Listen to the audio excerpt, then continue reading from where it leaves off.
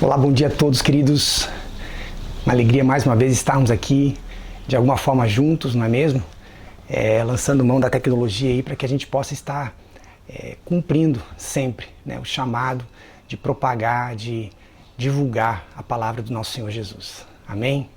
Sejam muito bem-vindos ao nosso canal. E hoje, um domingo de chuva, estamos gravando aqui dentro de casa e no conforto da nossa sala. Amém? Queridos, essa manhã eu quero começar lendo uma passagem que é bem conhecida de todos e é onde a gente vai estar trabalhando nos próximos minutos. Eu quero que vocês me acompanhem lá em Lucas, no capítulo 24, a partir do verso 13 em diante. Eu gostaria que vocês estivessem abrindo ou ligando as suas Bíblias e pudessem estarem realmente com esse texto o tempo todo, para que a gente possa estar conversando a respeito. Vamos lá então? Essa passagem ela foi intitulada Os Discípulos do Caminho de Emaús. Naquele mesmo dia, 2 deles estavam de caminho para uma aldeia chamada Emaús, distante de Jerusalém, 60 estádios, cerca de 11 quilômetros. Iam conversando a respeito de todas as coisas sucedidas. Aconteceu que, enquanto conversavam e discutiam, o próprio Jesus se aproximou e ia com eles. Os seus olhos, porém, estavam como que impedidos de o reconhecer. Então, lhes perguntou Jesus: que é isso que vos preocupa e de que ides tratando à medida que caminhais? E eles pararam entristecidos. Um, porém, chamado Cleopas, respondeu dizendo: és o único, porventura, que tendo estado em Jerusalém, ignoras as ocorrências desses últimos dias? Ele lhes perguntou: quais? E explicaram o que aconteceu a Jesus, o Nazareno, que era varão profeta, poderoso em obras e palavras diante de Deus e de todo o povo, e como os nossos principais sacerdotes e as nossas autoridades o entregaram para ser condenado à morte e o crucificaram. Ora, nós esperávamos que fosse ele quem havia de redimir Israel, mas depois de tudo isso, e já este o 3º dia desde que tais coisas sucederam. É verdade também que algumas mulheres das que conosco estavam nos surpreenderam, tendo ido de madrugada ao túmulo e não achando o corpo de Jesus, voltaram dizendo terem tido uma visão de anjos, os quais afirmaram que ele vive. De fato, alguns dos nossos foram ao sepulcro e verificaram a exatidão do que disseram as mulheres, mas não ouviram. Então lhes disse Jesus: honestos e tardos de coração para crer tudo o que os profetas disseram. Porventura não convinha que o Cristo padecesse e entrasse na sua glória? E começando por Moisés, escorrendo por todos os profetas, expunha-lhes o que a seu respeito constava em todas as Escrituras. Quando se aproximaram da aldeia para onde iam, fez ele menção de passar adiante. Mas eles o constrangeram dizendo: fica conosco, porque é tarde e o dia já declina. E entrou para ficar com eles. E aconteceu que, quando estavam à mesa, tomando ele o pão, abençoou-o e, tendo-lhe partido, lhes deu. Então se lhe abriram os olhos e o reconheceram. Mas ele desapareceu da presença deles. E disseram um ao outro: porventura não nos ardia o coração quando ele pelo caminho nos falava, quando nos expunha as Escrituras?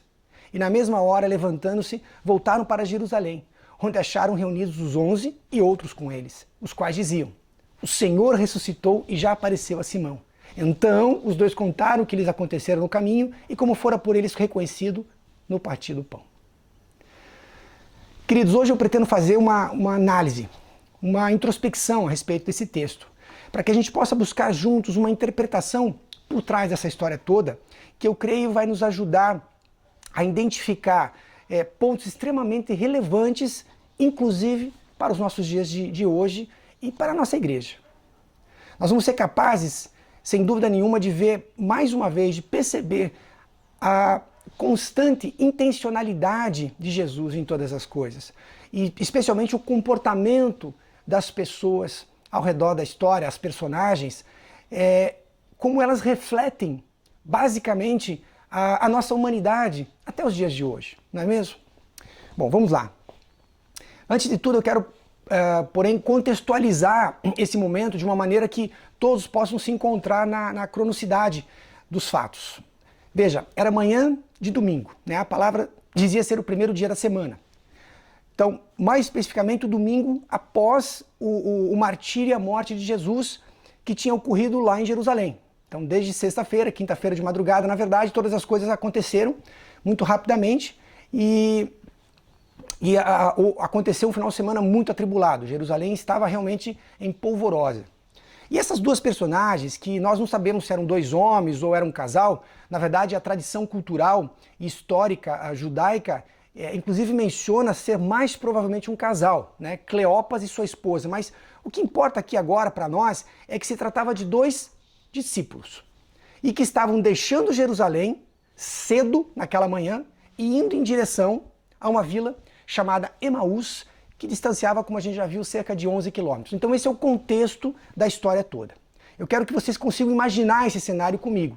Tudo o que aconteceu os dias anteriores, toda a repercussão disso, né? E imagine dois discípulos, duas pessoas muito próximas de Jesus, pessoas que a gente vai ver ao longo do texto, eram pessoas realmente do seu círculo mais íntimo, conviviam com ele, estavam simplesmente deixando Jerusalém e indo embora para Emaús, né? E eu gostaria que vocês mantivessem aberta a Bíblia de vocês, ou ligada a Bíblia de vocês, nesse endereço, em Lucas, no capítulo 24, no verso 13 em diante, para que a gente possa estar discorrendo a respeito de algumas coisas e facilitar para você também. Bom, então entendemos que esses dois estavam voltando para suas casas, em Emaús, depois de um final de semana bastante perturbador. Talvez o mais difícil de todos, com certeza, e era sobre isso que os dois iam conversando no caminho. Sobre essas questões, sobre esses acontecimentos que eles iam falando. E o texto nos conta que em determinado momento, o próprio Jesus, ele se une, ele se junta a eles nessa caminhada. E era muito comum isso, né? As pessoas caminharem juntas, elas irem juntas, né? Pelo caminho. E Jesus os pergunta sobre o que eles conversavam e o que tanto os preocupava, afinal de contas. E agora eu ainda não pretendo tocar no ponto, o fato deles não terem reconhecido Jesus de início. Eu ainda não quero tocar nesse ponto por enquanto. Bom, eu pretendo primeiro observar aqui a intencionalidade de Jesus, como é que Jesus trata esse momento. Na verdade, todas as vezes que Jesus faz perguntas na Bíblia, todas as vezes que ele pergunta para pessoas na Bíblia, ele não as faz senão para desvendar os corações. Não porque ele precisa de algum tipo de informação, não porque ele precisa de algum tipo de dica a respeito do que está realmente acontecendo. Todas as vezes que Jesus pergunta na Bíblia para pessoas, ele está sendo extremamente intencional na tentativa de desvendar, de elucidar, de discernir o coração das pessoas, não só de quem é perguntado, mas também quem está em volta. E o que a gente vê aqui é que nesse ponto o autor também começa a destacar o estado emocional, o estado de espírito desses dois discípulos. Porque a gente consegue ler aqui, quando Jesus os pergunta, a palavra diz que eles pararam entristecidos. Então, até aí tudo bem, não é mesmo? A gente encontra aqui dois discípulos de Jesus, que depois de terem enfrentado um final de semana difícil, perdido o mestre de maneira tão trágica, quem não estaria triste? Quem, em sã consciência, não se encontraria triste? Talvez você já tenha assistido aquele filme A Paixão de Cristo. E é engraçado porque mesmo sabendo, né, assistindo ao filme, mesmo sabendo o final, que ele vai ressuscitar, não tem como não ficar triste. É algo profundo. Então imagine para essas pessoas, o sentimento de tristeza para eles era absolutamente natural. Nada demais. Bom, agora eu quero que você preste muita atenção no estado de espírito desses homens, porque eu acredito que todas as coisas a partir disso tenham a ver exatamente com o estado emocional desses seguidores de Cristo. O fato é que tudo vai partir disso.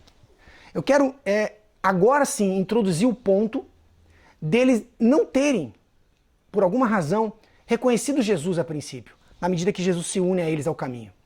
E o autor Lucas diz que os seus olhos, em várias versões, a gente percebe que a palavra fala no sentido de como que impedidos de enxergar a Jesus.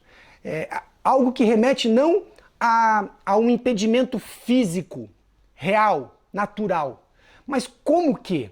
Então houve algo que perturbou os sentidos deles, os sentidos cognitivos, que os impediu de enxergar o que era óbvio, o que era ululante ao seu lado. Agora, claro, a gente pode contemporizar aqui, por exemplo, que a tristeza por si só, de alguma forma, os teria cegado, não é verdade? De maneira figurativa. Mas eu creio que a verdade vai vir logo mais à frente. Porque Jesus nos provoca ainda mais quando ele pergunta assim, quais eventos? Quer dizer, o próprio personagem, a própria personagem principal da história toda, ainda os incita no sentido de perguntar quais eventos. É como se o autor do livro perguntasse para alguém a respeito de um livro. Como se ele não soubesse. Engraçado. Mas do que se trata, Jesus disse? Então, Jesus está sendo ainda mais intencional porque ele sim, todas as vezes, eu creio, ele precisa mostrar o engano para que os nossos olhos possam efetivamente enxergar com clareza. Não só o óbvio, mas a dimensão do plano de Deus para as nossas vidas. Jesus estava indo profundamente, Jesus estava tentando extrair deles algo assim muito profundo. Jesus estava indo realmente na direção. Ele entendeu que a situação toda não se tratava meramente de tristeza, o que seria, como eu disse, natural. Então, do verso 19 ao 24, leia lá, nós vemos os corações desses dois discípulos sendo absolutamente desvendados e percebemos então que havia muito mais além de tristeza tão somente. Na verdade, nós lemos do verso 19 ao 24, nós vamos perceber que os sentimentos preponderantes desses dois eram de decepção e frustração. Especialmente no verso 21, nós lemos assim, ora, nós esperávamos que ele fosse quem havia de redimir Israel. Percebe essa expectativa frustrada? Percebe essa confissão? Eu esperava que ele fosse fazer isso. Eu estava contando que Jesus fosse fazer isso. Eu estava certo que ele ia fazendo isso. Então, na medida que eu estou me afastando, eu estou contemporizando comigo mesmo. Bom, como ele não cumpriu com o que eu achei que ele ia cumprir, ele me decepcionou. Eu fiquei frustrado. Quando eu vi, ele estava morto. Tudo se acabou. Então, na medida que esses dois expõem a real noção, a real percepção, e ela não diz respeito só à tristeza, porque a tristeza sim faz parte disso, inclusive em algum nível da decepção e da frustração. Mas o que de mais forte falava o coração dessas pessoas era exatamente o sentimento de frustração, de decepção. Com quem? Com ninguém menos do que Jesus Cristo. Bom, veja que Cleopas nos permite saber ainda que eles haviam deixado Jerusalém cedo pela da manhã, no domingo. Era o terceiro dia. E ele até ressalta isso. E na cultura judaica é importante ressaltar que até o terceiro dia, a tradição, a cultura do judeu dizia que a alma do morto ficaria próxima do corpo da pessoa. Então, se haveria uma possibilidade de voltar à vida, seria até o terceiro dia. Ou seja, a partir do quarto dia, isso seria naturalmente ou sobrenaturalmente impossível. E o fato da cura de Lázaro, da ressuscitação de Lázaro acontecer no quarto dia tem a ver com isso. Mas o ponto aqui é que ainda era terceiro dia. Não havia terminado o terceiro dia. Perceba que a frustração era tão grande que eles não se deram nem ao luxo, a chance de esperar o terceiro dia terminar. Eles logo cedo pela manhã, no início do terceiro dia, eles foram embora. Eles desistiram. É quase como que nos 44 do segundo tempo você desistir da partida. Você imaginar que, bom, agora não tem mais chance. Bom, nesse momento, Cleopas já sai dali. Cleopas e o seu companheiro, ou a sua companheira, saem de Jerusalém já sabendo do fato que o corpo havia estava desaparecido. Porque ele conta que as mulheres haviam voltado para a casa de Pedro e não só voltado para a casa de Pedro, onde eles estavam reunidos, ou provavelmente na casa de João Marcos, enfim, onde eles estavam reunidos, eles, sabendo dessa notícia, eles correram até o sepulcro, identificaram realmente que era verdade, né, que o que as mulheres falaram era verdade, porém, ficou por isso mesmo. Mesmo assim, Cleópatra falou, mulher, arruma as malas, estamos indo para casa. Eu imagino, partindo do princípio que seja a esposa de Cleópatra, ela diz assim, mas querido, será que não vale a pena a gente esperar até o final do dia? Vamos ver o que vai acontecer. Não, vamos para casa. Acabou. Não tem mais o que a gente fazer aqui. O mestre está morto. Roubaram o corpo dele. Bom, é interessante porque Cleópas, ele deixa claro que ele era parte de um grupo próximo de Jesus. Ele mesmo disse que quando as mulheres chegam com a notícia, eles dizem assim, alguns dos nossos. Nós sabemos pelos outros evangelhos, inclusive por Lucas, que João e Pedro vão até lá.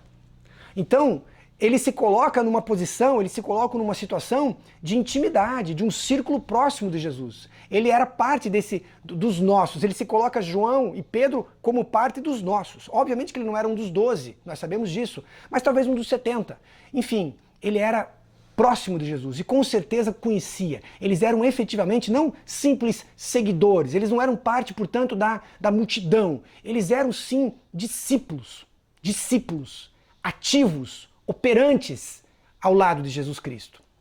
Viram e viveram maravilhas com o Mestre. Eles mesmos disseram a respeito de Jesus, ele era poderoso em obras, ele era poderoso em palavras. Como eles falam isso? Porque eles viram, eles presenciaram. Bom, com tudo isso em mente, até aqui, eu quero buscar trazer para a nossa realidade o que aconteceu até agora. Um dos principais pontos de discussão sobre esse texto, os discípulos no caminho de Emaús, tem a ver primariamente com o fato deles não terem reconhecido Jesus assim que ele se juntou a eles no caminho. Eu gostaria de conversar um pouco a respeito disso, no sentido de dar argumentos para a gente poder prosseguir adiante com o que eu creio ser realmente a mensagem. Bom, quanto a isso, existem algumas justificativas, alguns argumentos teológicos fortes, e um deles seria o fato de Jesus ter agora, por estar ressurreto, o seu corpo glorificado. E de alguma forma isso os impediu de reconhecê-lo, né, como ele era conhecido antes. Bom, quanto a isso, eu quero dizer que acho muito pouco provável que o fato de Jesus estar realmente glorificado nesse momento tenha sido um impedimento para ser reconhecido. Porque não só em todas as outras aparições, primeiramente para Maria Madalena na porta do sepulcro, depois para todas as mulheres, para Pedro, para os 11, para os 500, enfim, em nenhum momento a gente percebe uma dificuldade como essa de reconhecer que era Jesus. Talvez você possa querer aqui discordar comigo, levando em conta a aparição de Jesus para Maria Madalena na porta do sepulcro, descrita lá em João no capítulo 20, onde ela inicialmente confunde Jesus com o jardineiro.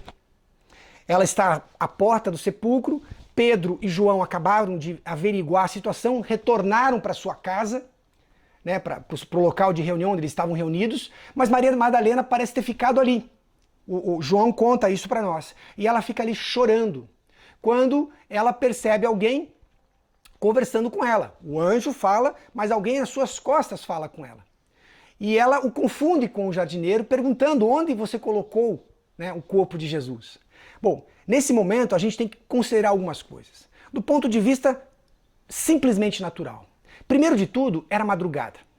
Nós sabemos que todo esse processo entre sair de Jerusalém, né, da cidade, ir até ali, verificar isso, as mulheres verificarem que o corpo não estava ali, voltarem e irem, aconteceu tudo num processo de madrugada. A palavra que descreve isso remete a um tempo entre 3 e 6 da manhã. É muito provável que isso tenha sido antes do entardecer. Essas mulheres ousaram sair antes do final do sabá, mas elas tinham um propósito grande em cima de tudo isso. E a questão é que a escuridão né, aliada ao fato do choque emocional e principalmente, provavelmente, os seus olhos marejados por estar chorando, não só naquele momento, mas um final de semana inteiro, a impediram de imediatamente reconhecer Jesus. Porém, quando Jesus a chama pelo nome, ela imediatamente o reconhece. Quanto ao evento de João 21, que fala a respeito da terceira aparição de Jesus para os seus discípulos no mar de Tiberíades, também eu imagino e quero contemporizar aqui no sentido natural das coisas.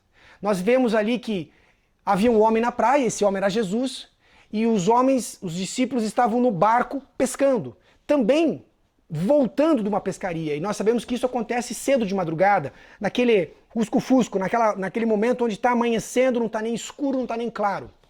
Esses homens cansados passaram a madrugada inteira pescando, a noite inteira pescando, e ainda havia o fato de, no primeiro momento, quando esse homem acena da praia e pergunta se eles haviam pescado alguma coisa, e ele não é reconhecido efetivamente com Jesus, primeiro porque, naturalmente, quem imaginaria que Jesus estaria na praia ali? Não teria como. Por mais que Jesus já tivesse aparecido 2 vezes, essa seria a terceira, não haveria razões naturais para se imaginar Jesus na praia naquele momento.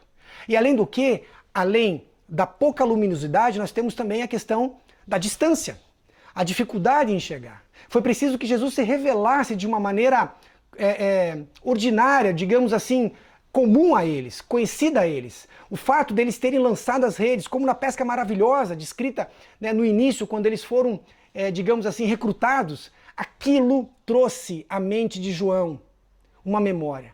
Isso é algo do Mestre.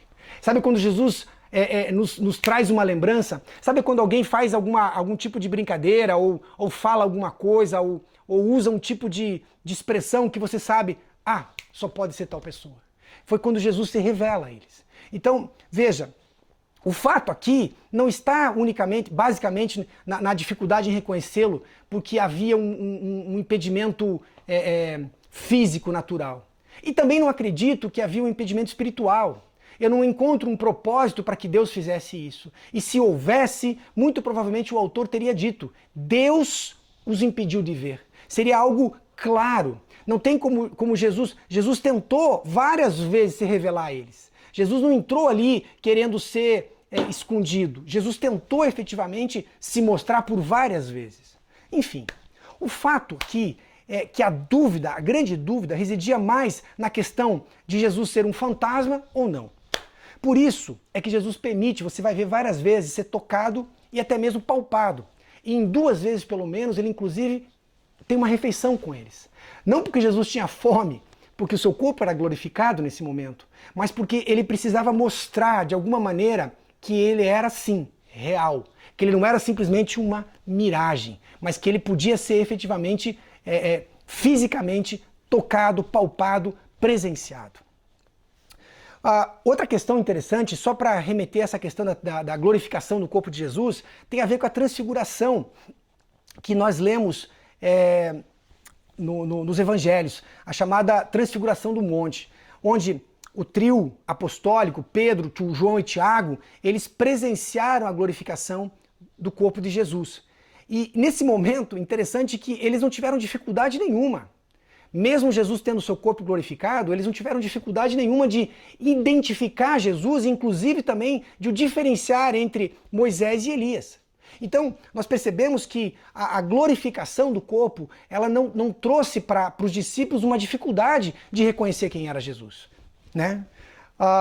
Enfim, o que importa aqui é que, basicamente, eu não vejo uma barreira natural pela glorificação do seu corpo, quanto mais um obstáculo criado pelo próprio Deus, como algo sendo, os mantendo alheios à presença física de Jesus.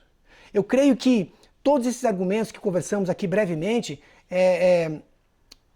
nos dão uma capacidade, nos dão um fundamento para entendermos que provavelmente o principal fator que os impediu, e eu acho que é isso que Jesus está colocando ali quando ele diz nécios e tardos em perceber. Sabe, a dificuldade, ela é humana, não é divina, não existe nenhuma barreira a mais. Deus não cria dificuldades para ser reconhecido. Vai contra a revelação de Deus. Deus ele não se oculta, ele não se esconde dos seus discípulos. O que acontece é que a impressão que me passa é que o que os impediu e efetivamente os restringiu de terem conhecido Jesus foi simplesmente a dureza dos seus corações. E sabe por quê? A dureza decorrente da decepção que tiveram com Jesus Cristo. Sabe, lembra no verso 21, quando eles falavam, ora, nós esperávamos. Sabe essa lamentação, um misto de tristeza, mas um misto também de raivinha, sabe, eu esperava que ele fosse fazer isso. Nós transmitimos as nossas expectativas humanas sobre as pessoas para Jesus. E eu creio que sim, quando temos esse tipo de percepção emocional, a gente fica assim, incapacitado de perceber a presença de Jesus Cristo. Perceber a sua intencionalidade nas nossas vidas. E eu quero começar agora sim, exatamente por aí. Discípulos de Jesus que se decepcionam com ele. E nós não estamos falando aqui de pessoas que acabaram de conhecer Jesus, sabe? Pessoas que ouviram falar de Jesus, pessoas que escutaram de longe a respeito de Jesus, mas assim, pessoas que caminhavam com Jesus, que estavam de alguma forma, de maneira próxima a ele. Inclusive em João, no capítulo 19, no verso 25, fala das mulheres que estavam aos pés de Jesus enquanto ele estava na cruz. E uma dessas mulheres era Maria, esposa de Cleopas. Então, o mesmo que está narrando aqui as desilusões. Esse é um argumento também histórico e bíblico para que nós imaginemos que esse era um casal. Além do fato, nós vamos ver mais na frente, de que quando chegam a Emaús, eles convidam Jesus para entrar na sua casa. É natural pensar que se fossem dois homens, cada um iria para sua casa. E não morariam juntos, provavelmente. Mas havia, sim, uma relação próxima entre os dois, mais provável, juntando com esse verso do capítulo 19 de João, imaginar que era um casal. Porém, o que a gente vê, pessoas próximas, narrando as suas desilusões com o Mestre, contando para os outros a decepção que eles tiveram com Jesus, abrindo o seu coraçãozinho maltratado por Jesus, né? Esquecido por Jesus. Jesus não atende às suas expectativas, não atende às suas vontades, os seus sonhos. Então eles fazem o quê? Eles simplesmente deixam a igreja. Entendo que Jerusalém aqui, ela é uma representação da igreja ainda. Jerusalém é onde a igreja efetivamente nasce, onde ela é concebida. E aí, na medida que nós vemos esse casal desiludido saindo de Jerusalém, nós temos uma figura clara de pessoas, discípulos, deixando a igreja. Casais, pessoas que eram a princípio operantes, pessoas que eram ativas no ministério, pessoas que conheciam até certo ponto todas as coisas em relação ao reino, porque escutaram do próprio Jesus.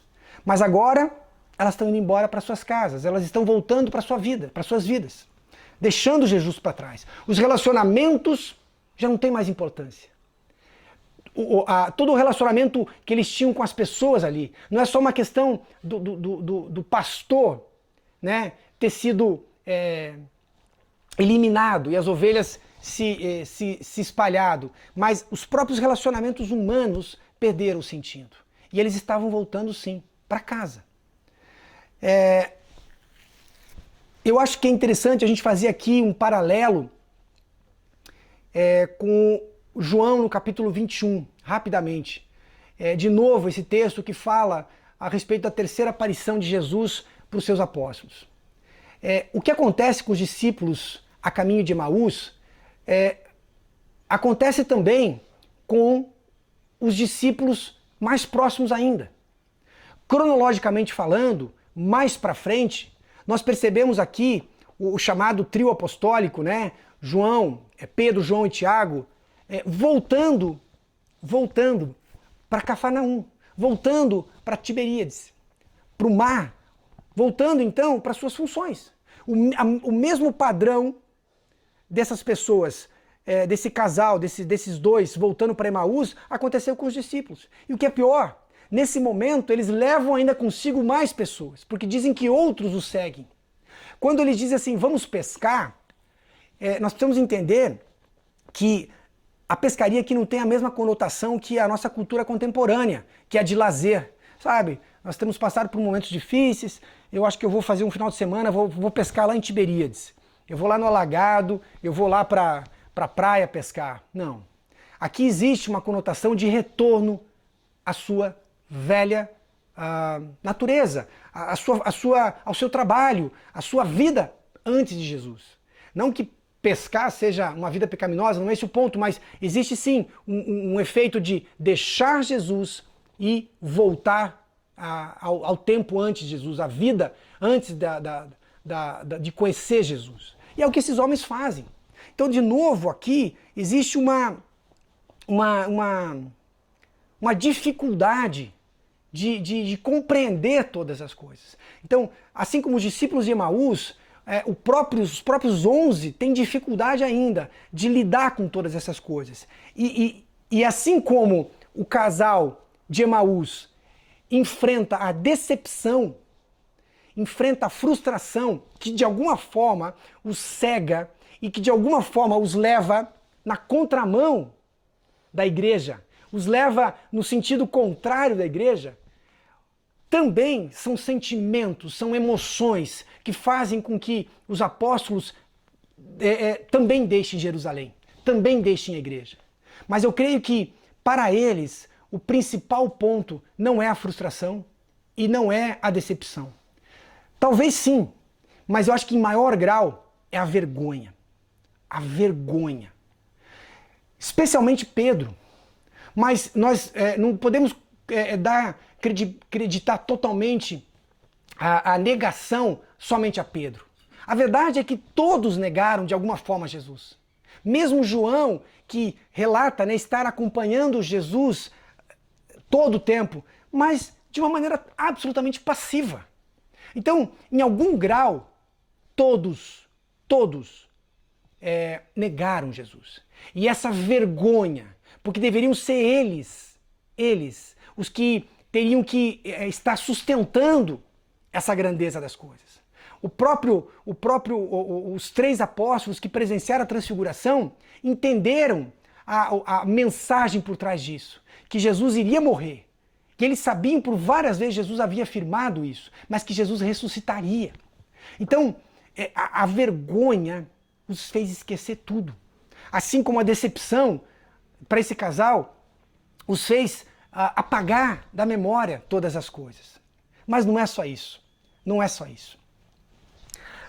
Eu acho que o ponto vital, especialmente aqui para as nossas 2 personagens que estamos aqui efetivamente abordando, eu só quis fazer um paralelismo, uma referência cruzada talvez com o João 21, mas o ponto aqui são os discípulos de Emaús. Nós vemos aqui que o vital para todas essas coisas, inclusive para a geração dessa percepção errada, diz respeito quanto às nossas expectativas, a concepção de perspectivas erradas em relação a Jesus, diz respeito à identidade de Jesus Cristo para nós. Eu acho que o ponto principal, e o texto é claro em relação a isso para mim, tem a ver com a identidade. Sabe, o que você espera, afinal de contas, de Jesus? Quem é Jesus para você? O que é que você efetivamente deposita? Qual é o final de todas as coisas em Jesus Cristo para você? Porque eu preciso perguntar, porque se você não alinhar bem essas percepções, você irá inevitavelmente se frustrar nas suas ilusões. Sabe, E eu acho que é importante a gente ser corajoso de falar que quem nunca se decepcionou com Jesus aqui? Quem nunca passou por algum grau de decepção, achando que ia acontecer algo, achando que ia ser de um jeito e de alguma forma não aconteceu. Pelo menos não no tempo certo para você. Sabe? Só que a gente precisa entender que essa decepção nunca acontece porque ele é falho, porque Jesus falhou, porque Jesus perdeu o time das coisas. Jamais. Ocorre simplesmente porque nós o concebemos de maneira errada. E naturalmente, as nossas expectativas a partir disso são norteadas em relação à minha percepção de Jesus inicialmente. Sabe? Por isso que quando a gente conhece Jesus, quando a gente é introduzido a Jesus e Jesus introduzido a nós, em meio a um mar de expectativas, isso pode ser bastante comprometedor para o nosso relacionamento com Ele. Sabe? Porque assim, quando a gente o conhece em meio a expectativas, a gente acaba tendo a facilidade de encaixá-lo nas nossas vontades. E não naquilo que ele realmente é. E não naquilo que ele realmente fará.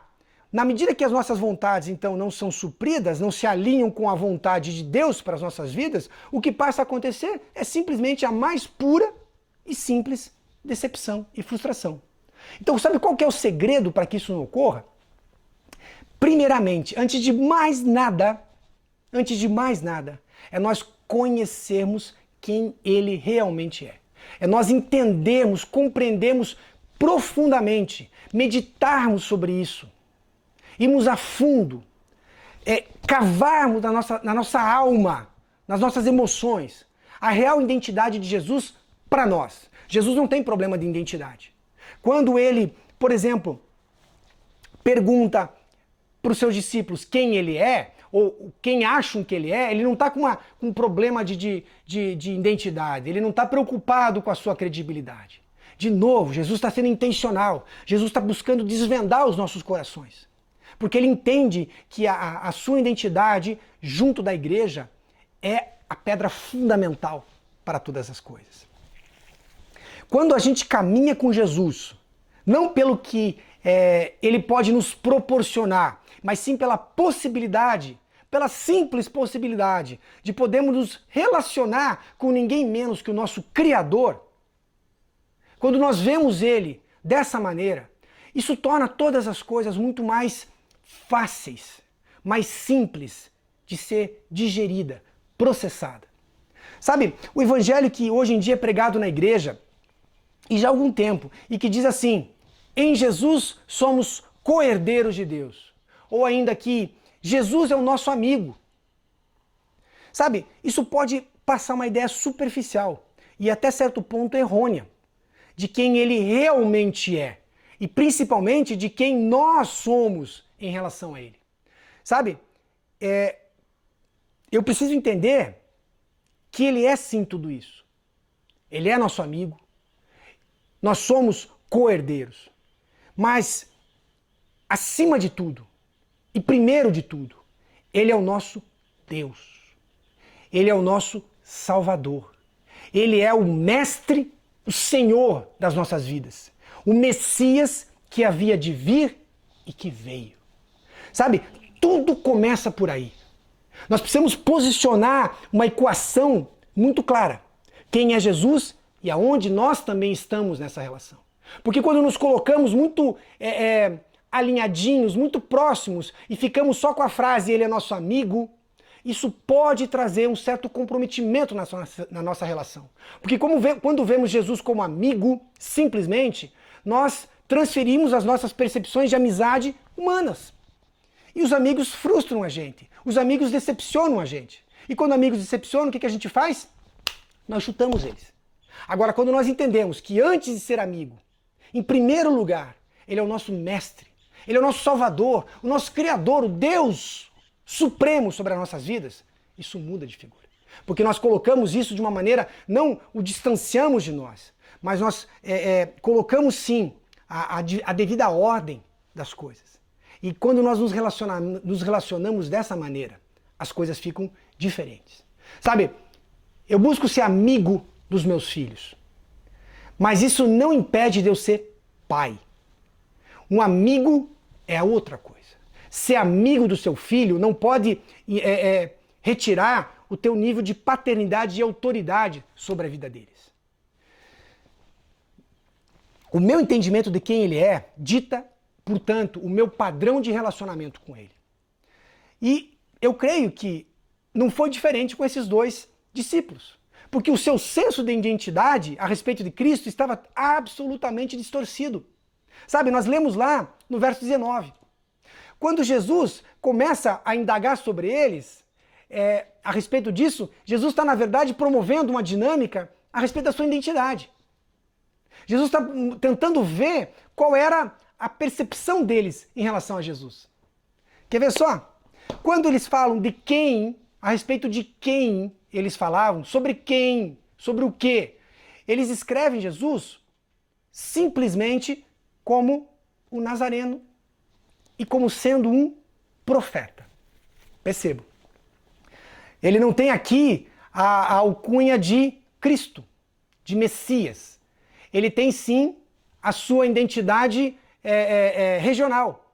Ele é o Nazareno. Eles dizem, ele era um homem de Deus, que falava e fazia como ninguém. Em outras palavras, ele está dizendo assim, ele era abençoado por Deus e amado pelo povo. Nós temos aqui uma percepção errada, ou pelo menos incompleta, da identidade de Jesus Cristo. Porque eles o veem simplesmente como um profeta. E agora sim, de novo, numa referência cruzada lá em Lucas, no capítulo 9, quando a chamada confissão de Pedro, quando Jesus também faz essa pergunta. E ele quer saber exatamente o que as pessoas, mas principalmente o que os discípulos, assim como esses de Emaús, o que eles pensam a respeito. Quem dizem que eu sou? E eles admitem ali que a maioria, a grande maioria das pessoas, vê em Jesus não como Cristo, não como Messias, mas como um profeta. Então perceba que esse erro de identidade permanece sobre a maioria dos discípulos. Eles não conseguiram entender a real natureza de Jesus Cristo. Porém, Pedro, naquele momento, por uma revelação do Espírito, como Jesus diz, o identifica assim como Cristo, como o Messias, o prometido, o Filho do Deus vivo, o Messias de Deus. Eu creio que esse casal, então, enfrenta uma decepção grande, profunda. Eles estavam absolutamente aborrecidos com Jesus Cristo, decepcionadíssimos com Jesus, porque simplesmente eles não o haviam reconhecido como Messias. Portanto, eles não tinham como encaixá-lo na história toda. Porque ele não pertencia, a peça que eles atribuíram a Jesus não era de Messias, era de profeta. Então ela não encaixava nas Escrituras, ela não encaixava na lei. Querer encontrar Jesus nas Escrituras sem vermos ele como o Messias, como aquele que haveria de vir, e haveria de morrer, e haveria de ressuscitar, nos cega para a sua identidade, nos cega para a sua presença. Sabe, o senso de identidade desse casal estava absolutamente comprometido. Então, eu entendo que não basta simplesmente se relacionar com Jesus em algum nível. Vejam, de novo, esse casal, eu fico rebatendo aqui essa minha teoria, me perdoe, em relação a ser um casal, porque para mim me parece ser o mais convincente, mas isso não é o ponto. A questão é que esses dois discípulos, eles eram discípulos, eles eram pessoas próximas a Jesus. Portanto, eles tinham sim, queiram ou não, um nível de relacionamento. Então a questão não é simplesmente se relacionar com Jesus. A questão é, basicamente e primariamente, nós, antes de mais nada, compreendemos quem ele realmente é. Porque quando as nossas frustrações humanas vierem em forma de emoções, vergonha, frustração, raiva, aborrecimento, e eu vou dizer para vocês, elas vão vir em algum momento, em algum grau. Então, quanto maior o nosso vínculo de identidade com Jesus. Não um vínculo unicamente relacional. Porque se eu tenho um vínculo relacional, mas produzido, promovido, concebido num ambiente de identidade errado, vai gerar problema. Quando eu tenho sim um vínculo de identidade que diz respeito a saber quem ele é, mas também quem sou eu em relação a ele nessa história toda, menores serão as nossas chances de abandonarmos Jerusalém. De principalmente ficarmos de olhos como que impedidos de enxergar o agir de Deus e a sua presença nas nossas vidas. Amém? Na sequência, nós lemos que Jesus passa a falar-lhes sobre a palavra. Nós vemos que, entendemos, e portanto, que esse casal tinha concebido tudo de maneira errada. E Jesus começa, então, a fazer exatamente o que de mais simples poderia ser feito. Aberto à palavra. Nós precisamos entender aqui que a Bíblia deles era essa, era o Velho Testamento. E Jesus traz Moisés, o Pentateuco, e Jesus traz os profetas, a lei e os profetas. E Jesus pega a sua peça certa, exata, de Messias, e começa a encaixar em todos os pontos. E começa a mostrar para eles que tudo na palavra se convergia para o que havia acontecido nas últimas horas em Jerusalém. Nos últimos momentos de vida de Jesus, todas as coisas se convergiam para aquilo. E isso passa a corrigir a visão dessas pessoas. Ele passa assim a se colocar como o cumprimento da lei, como o cumprimento das profecias. Portanto, eu identifico aqui facilmente que a única forma inicial de compreendermos a verdadeira natureza, a verdadeira dimensão de quem é Jesus, é exatamente conhecer as Escrituras, mas sendo capaz de identificar Jesus em todas as coisas. De Gênesis até Malaquias. Porque o Novo Testamento é o cumprimento dessas coisas. Quando eu sou capaz de enxergar Jesus, o centro de todas as coisas. De tudo parte e onde tudo converge. Eu sou capaz de entender a dimensão muito mais do que eu simplesmente o colocar como um profeta. Vocês entendem que a palavra ela precisa, ela é necessária para que a visão possa ser corrigida? Lembram em Atos, no capítulo 18, quando Priscila e Áquila conhecem Apolo? E Apolo conhecia até certo ponto. Apolo conhecia até, a palavra diz, o batismo de João. Mas lembram que eles disseram? Que, ouvindo-o, porém, Priscila e Áquila, tomaram-no consigo e, com mais exatidão, lhes puseram o caminho de Deus. Então, percebam que a palavra de Deus ela é necessária para que a gente possa entender com mais exatidão as coisas. O que Jesus fez com esses dois é mais ou menos em diferentes níveis, obviamente, o que Priscila e Áquila fizeram com Apolo.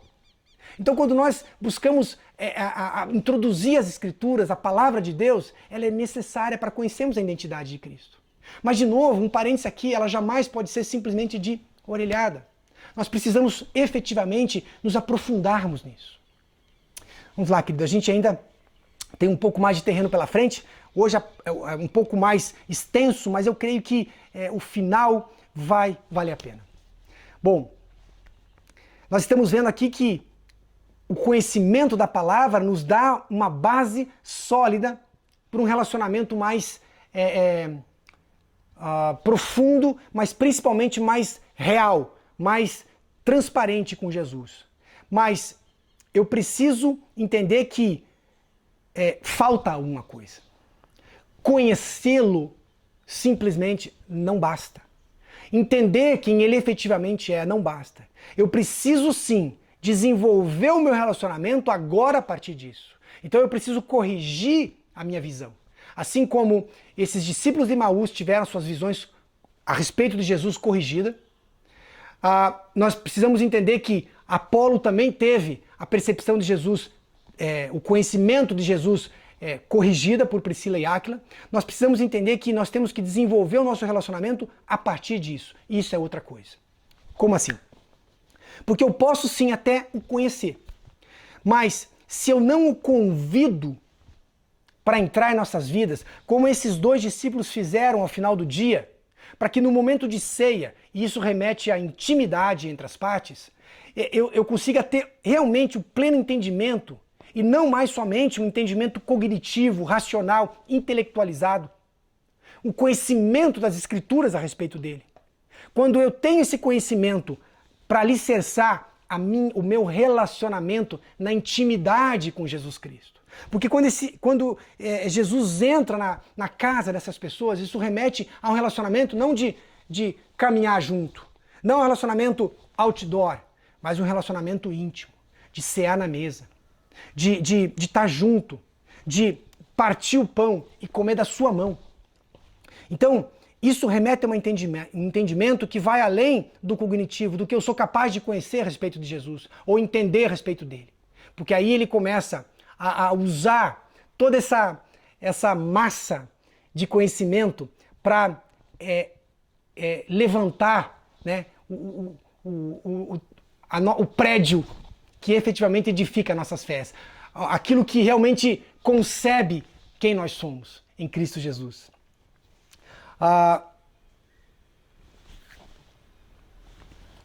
Jesus se revela plenamente não somente para aqueles que o conhecem verdadeiramente de antemão, mas principalmente para aqueles que buscam intimidade com ele. Conhecê-lo é uma coisa, e é fundamental, é o ponto de partida, mas eu preciso introduzir isso na minha intimidade com ele. No partir do pão, na cear, no comer a mesma comida, no estar junto com Jesus. Quando esse casal então assiste Jesus partindo o pão e dando graças, eles foram tocados, impactados, porque tudo que eles tinham de memórias, por serem discípulos, e toda a exposição das Escrituras, eles estavam, portanto, carregados, absolutamente capacitados para compreender Jesus na sua intimidade, para discernir a palavra, o poder da palavra na figura de Jesus. Então, o objeto da fé deles havia sido o quê? Corrigido. Jesus não era simplesmente um profeta. Jesus era parte de um plano de Deus. Digamos, quando quando isso assenta no coração deles, a palavra diz que Jesus desaparece e diz que imediatamente, percebam o poder da palavra, imediatamente, esses dois se levantam, e isso já era provavelmente início da noite de domingo, e eles retornam imediatamente para a igreja. Eles retornam imediatamente para Jerusalém. Eles voltam para os seus relacionamentos. Porque na medida que eles entendem tudo isso, que eles concebem a figura de Jesus nas suas vidas, o propósito de Deus, a dimensão de todas as coisas, a única saída é voltar para a igreja. Porque é o lugar, é o lugar de manifestação, é o lugar de relacionamento. Sabe, agora nada os impediria. Na verdade, agora eles conseguiram compreender que não fora a traição de um homem, que não fora a ganância de um homem, que não fora o complô de alguns outros líderes e autoridades que efetivamente haviam liquidado com as suas expectativas. Ele percebeu que não foi um processo humano, eles perceberam que houve sim aqui um cumprimento de uma missão, o cumprimento da palavra de Deus. E quando nós entendemos essas coisas, quando a gente percebe que as coisas não acontecem simplesmente porque os homens interferem na nossa história, mas quando nós entendemos que somos parte e projeto de um plano muito maior, todo o paradigma muda, toda a nossa percepção muda. E naturalmente, de um cenário de expectativas frustradas, nós mudamos para um cenário de perspectivas ainda maiores. Um cenário no sentido de que o melhor ainda está por vir. Amém? Porque Jesus está vivo. Quando eles percebem essa situação, eles entendem que tudo que passou não é nada diante do que está para vir. Então toda a minha decepção, toda a minha meu mimimi perde o sentido. Sabe, a mensagem que eu gostaria que vocês guardassem em seus corações nesse dia seria então a de não a de termos, melhor dizendo, o cuidado de não estarmos, enquanto discípulos e conhecedores de Jesus, caminhando no caminho de Emaús. Como eu prefiro chamar aqui, na contramão. Na contramão da igreja. Sendo um discípulo, mas caminhando na contramão. No caminho do engano. No engano dos nossos corações. No engano das nossas emoções. Por quê? Por que engano? Porque simplesmente eu não tenho o conhecimento necessário, mais profundo a respeito de Jesus. Quando eu me coloco no caminho de Emaús, eu atesto a minha incapacidade de conhecê-lo mais profundamente. E sabe, queridos, não é somente um conhecimento cognitivo e teológico. Sabemos que esse é o princípio das coisas, como falamos. Mas nós estamos falando aqui de um conhecimento relacional, que só vai advir quando a gente posicioná-lo corretamente em relação a nós. Quem ele é e quem somos em relação a ele.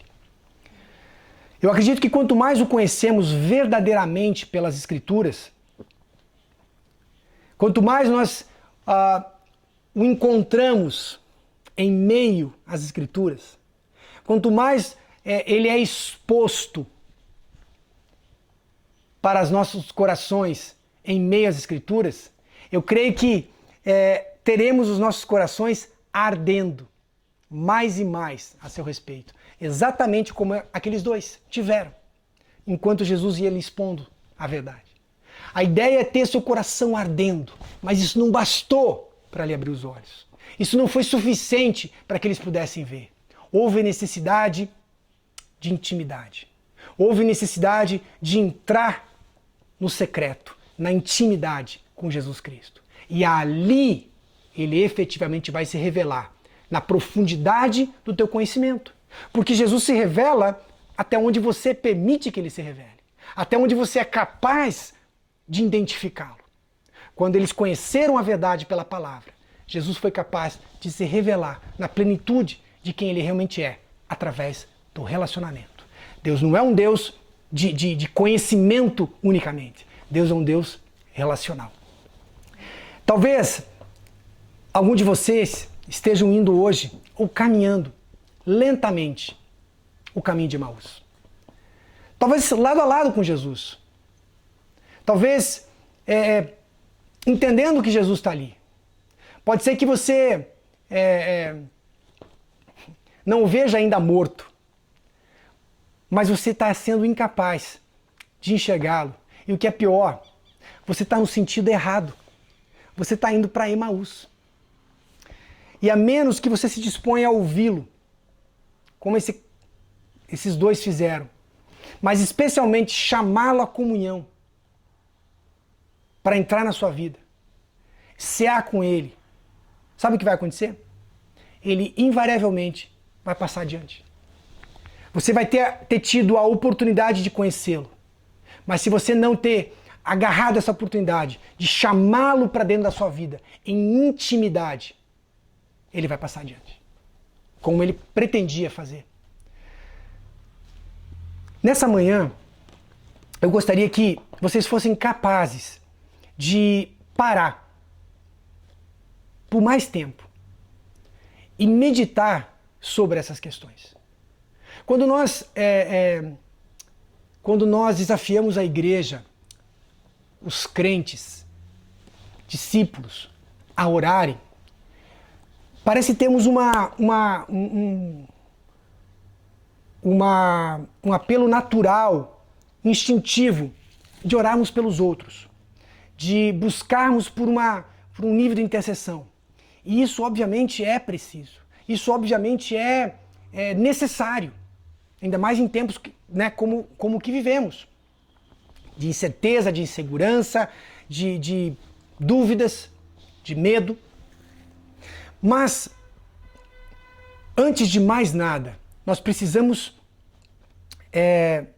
estarmos dispostos a entrar num nível de oração, de meditação, para ouvir a voz de Deus, para conhecê-lo profundamente. E é nesse nível de oração que eu gostaria de desafiá-los essa manhã. Um nível de conhecimento, um nível de intimidade que você vai ter entre você e Jesus. Parar para pensar, parar para conhecê-lo mais, decifrá-lo nas Escrituras, mas ao mesmo tempo buscar ouvir dele, permitir que ele parta o pão e te entregue na sua própria mão. Eu gostaria que você pudesse sim refletir mais sobre a identidade de Jesus Cristo nas suas vidas. Sabe, na verdade, eu gostaria de fazer aqui uma pequena dinâmica aos moldes de Jesus Cristo. Eu gostaria que você pudesse, por alguns instantes, se permitir fechar os seus olhos.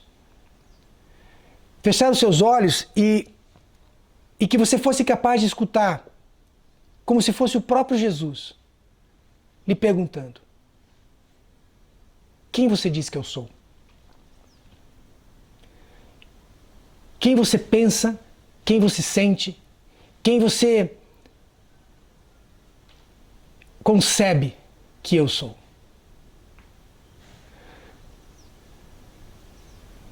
Quando eu penso nisso, eu declaro para mim mesmo, para minha alma, para as minhas emoções, não para o meu espírito, porque isso para ele é fácil compreender, porque é nele que eu testifico a minha relação com Jesus. Mas é para minha alma, para as minhas emoções, que eu declaro, assim como Davi. Eu digo para mim mesmo, quando penso a respeito de Jesus: Tu és o Cristo. Tu és o Filho do Deus vivo. Amém.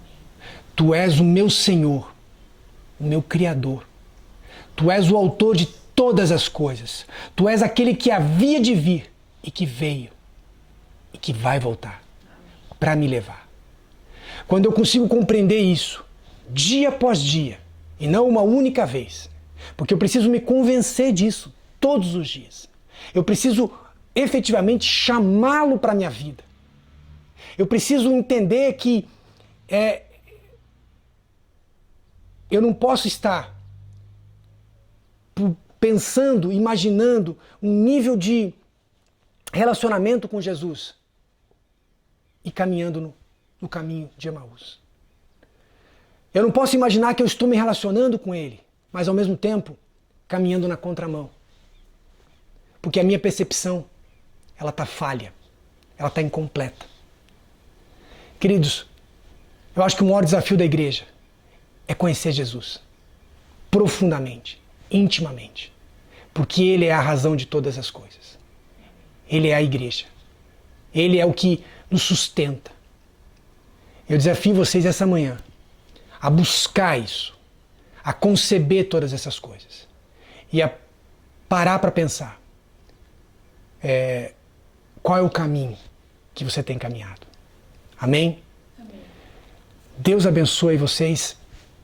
Um final de semana tranquilo e que em nome de Jesus todo esse tempo de incerteza e insegurança que vivemos hoje possa rapidamente passar e que nós possamos enxergar o agir de Deus sobre essas coisas e que nós temos agora o tempo necessário, talvez, para trabalharmos com essa informação, trabalharmos com